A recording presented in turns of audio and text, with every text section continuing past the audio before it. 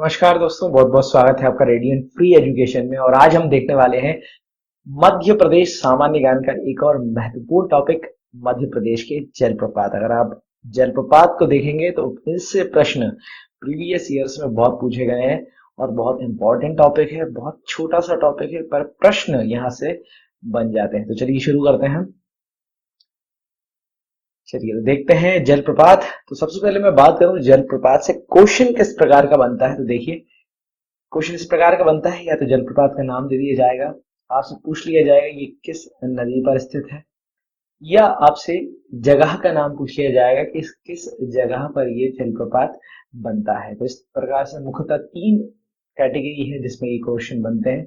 इसलिए मैं ज्यादा डिटेल में इन्हें पढ़ा भी नहीं रहा हूँ। अगर आपको लगता है तो जरूर पढ़ा दूंगा। पहले मैं सारे नाम आपको बता दूंगा, बाद में इन्हें याद करने की बहुत ही बढ़िया आपको ट्रिक बताऊंगा जिससे एक बार में ये आपको याद हो जाएंगे। तो सबसे पहले हम देखते हैं नर्मदा नदी पर कौन कौन से जलप्रपात हैं। तो है धुआंधार जलप्रपात जो कि जबलपुर में स्थित है। इसका नाम ही धुआंधार इसलिए पड़ा है कि जब पानी के बूंदे नीचे गिरती हैं तो ऐसा प्रतीत होता है जैसे मानो धुआं निकल रहा हो। इस कारण से नाम धुआंधार जलप्रपात रखा गया है। इसे भेड़ाघाट जलप्रपात भी कह दिया जाता है क्योंकि जबलपुर के भेड़ाघाट में ये स्थित है। अगला है सहस्त्रधारा जलप्रपात जो कि महेश्वर में है। दुग्धधारा अनूपपुर में है। कपिल धारा भी अनूपपुर में है। मंदार हंडिया के मध्य खंडवा में है। और दर्दी भी खंडवा में ही स्थित है। अब इन्हें आप याद किस प्रकार से रख पाएंगे, तो बहुत ही सरल है। अगर थोड़ा सा आप ध्यान देते हैं, यहाँ देखिए, धार, धारा, धारा, धारा, धार। तो यहाँ पर भी आपको धार धारा दिख जाए, आप आंख बंद करके लगा दीजिएगा नर्मदा नदी। नर्मदा नदी की ये पांच तो आपको बहुत आसानी से याद हो जाएंगे क्योंकि इसमें धार या धारा लगा हुआ। बस एक ही आपको याद करना है, दर्दी। अब इन्हें भी मैं आपको बहुत आसानी से याद करवा देता हूँ। धुआंधार जलप्रपात तो बहुत फेमस है, जबलपुर में है, ये सभी जानते हैं। यहाँ आइए, दुग्ध धारा और कपिल धारा ये दो एक साथ में लिखे हुए हैं और ये दो एक साथ है क्योंकि एक ही स्थान पर है। तो ये आप बहुत आसानी से इस तरह याद रख सकते हैं कि कपिला पशु आहार तो आपने सुना ही होगा। इससे जो गाय खाती है वो दूध बहुत देती है, ठीक है ना।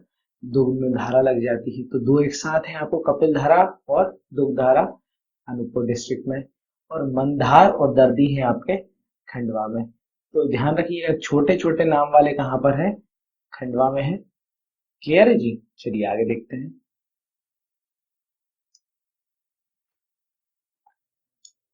अगले हैं चंबल नदी पर कौन कौन से जलप्रपात हैं। तो तीन जलप्रपात हैं, पाताल पानी, चूलिया और झाड़ी दाहा। ये तीन जलप्रपात हैं आपके चंबल नदी पर।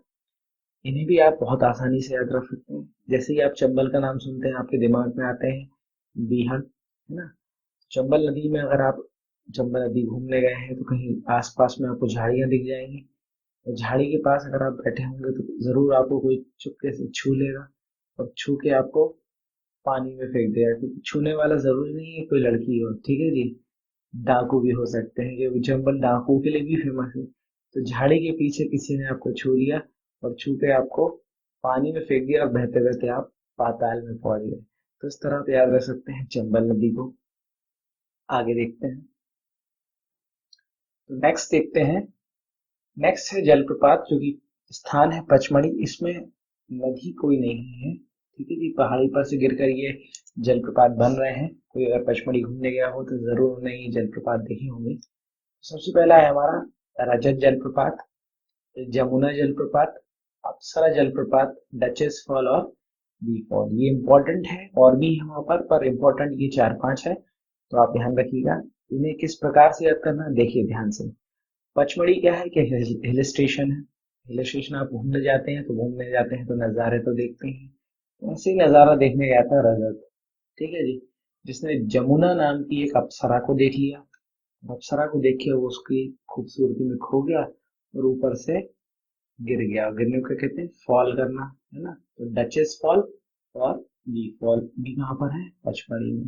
रजत नाम का लड़का था, जमुना नाम की अप्सरा देखी और फॉल कर गया। तो ये सारे पांच हैं पचमढ़ी में। अगला है राहतगढ़। राहतगढ़ है सागर जिले में स्थित है ये, और बेतवा नदी पर ये राहतगढ़ जलप्रपात बना हुआ है। इसे भी आप बहुत आसानी से याद कर सकते हैं, देखिए ध्यान से। अब बे तवा यानी बिना तवे का, है ना, यही मतलब हो ना, बे तवा। तवा नहीं है तो रोटियां नहीं बनेंगी, खाना नहीं मिलेगा, खाना नहीं मिलेगा तो आदमी परेशान हो जाएगा। तो परेशान आदमी देखा ही होगा आपने, सागर के किनारे जाकर बैठ जाता है और पानी में पत्थर मारने लगता है, वहीं जाकर उसको राहत मिलती है। तो राहतगढ़ जलप्रपात कहाँ पर है? बेतवा नदी, जिला सागर। वहीं आप अगला देखिए भाल कुंड, ये है, ये भी सागर जिले में है। किस नदी पर है? तो बीना नदी पर है। ये भी आप बहुत आसानी से याद रख सकते हैं, देखिए बिना, बिना को आप बिना पढ़ लीजिए थोड़ी देर के लिए। बिना, बिना मतलब जिसके पास कुछ नहीं होता उसको बोलते हैं ये उसके बिना है, तो इसके पास कुछ नहीं है ना, हर चीज से बिना है ये, तो इसके पास कुछ नहीं है, तो ये भी आदमी परेशान हुआ। परेशान आदमी कहाँ बैठता है? सागर किनारे। और इसके पास तो कुछ भी नहीं है, तो ये जी के क्या करेगा? तो ये भला जी के क्या करेगा? कुंड में कूद के अपनी जान दे देगा। तो बीना नदी, भालकुंड, सागर जिला। ठीक है जी। नेक्स्ट है केवटी जलप्रपात। केवटी जलप्रपात रीवा में स्थित है, महाना नदी पर। तो महाना का नाम थोड़ा सा मैं चेंज करता हूँ यहाँ पर, नहाना। ठीक है, तो केविटी को कर देता हूँ मैं केवट। तो अभी अभी आपने रामायण सीरियल देखा है, तो उसमें केवट का प्रसंग भी आपने देखा होगा। केवट का काम होता है नाव चलाने का।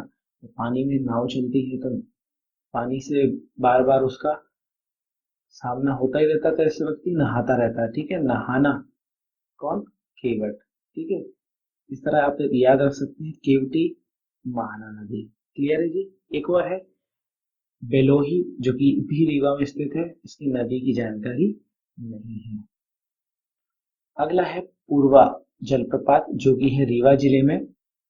नदी का नाम ध्यान रखिएगा आप, तमसा नदी। अब एक बात मुझे बताइए, दिन की शुरुआत किस दिशा से होती है? सूर्य कहाँ से उगता है? पूर्व से।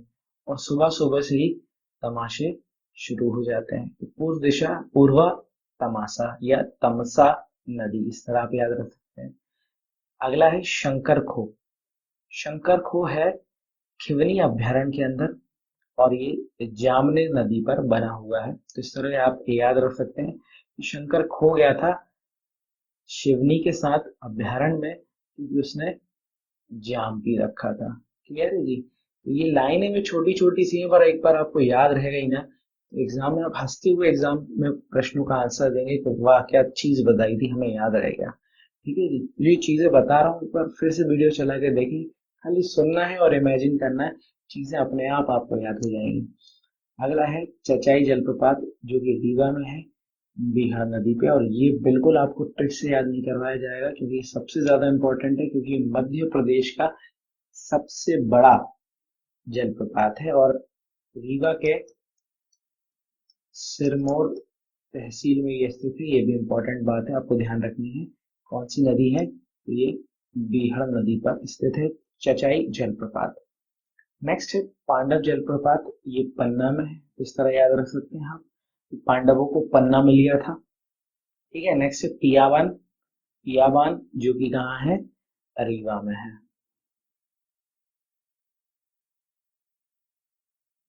चलिए आगे देखते हैं। अगला जलप्रपात प्रपात है डगोना, जो कि दतिया में है, और सनकुआ, ये भी दतिया में है। ये सारे के सारे सिंध नदी पर स्थित जलप्रपात हैं। तो दो हैं आपके दतिया में, और तीन है आपके शिवपुरी में, ये ध्यान रखिएगा। तीन है आपके शिवपुरी में, भूरा खो, सुल्तानगढ़ और पावा, ये तीन है आपके शिवपुरी में, जो कि सिंध नदी पर स्थित है। डगोना और सनकुआ ये दतिया जिले में स्थित है। आगे देखते हैं लिलाही, ये छिंदवाड़ा में स्थित है, कान्हा कन्हा नदी पर।